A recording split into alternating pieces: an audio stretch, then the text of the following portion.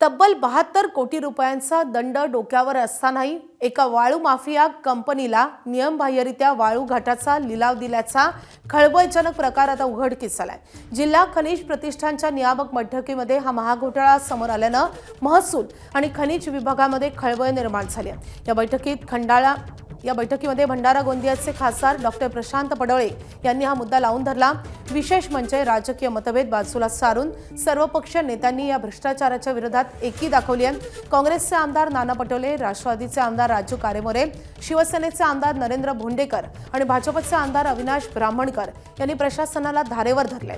संबंधित घोटाळेबाज एजन्सीचे डिपॉझिट तत्काळ जप्त करा, दंडाची रक्कम वसूल करा आणि त्या एजन्सीवर थेट पोलिसात एफआयआर दाखल करा, अशा सूचना सर्वपक्षीय आमदारांनी भंडारा जिल्हाधिकारी सावंत कुमार यांना केल्यात। आता जिल्हाधिकारी यावर काय कारवाई करतात याकडे संपूर्ण जिल्ह्याचं लक्ष लागलंय।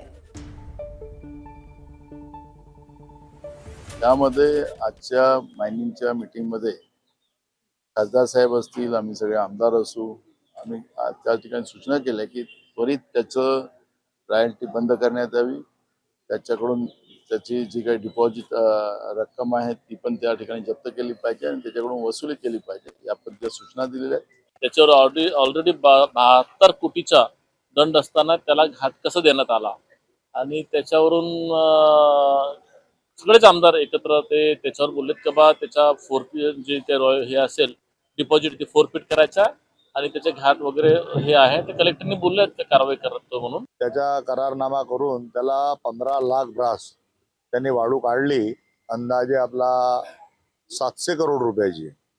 ती आम्ही जिल्हाधिकारी साहेबांना आणि खनिकर्म अधिकाऱ्याला सांगितली की तिला आपला जप्त करा, 72 करोडची वसुली त्यांच्याकडून सुरू करा, त्याच्यावर एफआयआर दाखल करा आणि त्याच्यावर कारवाई सुरू करा।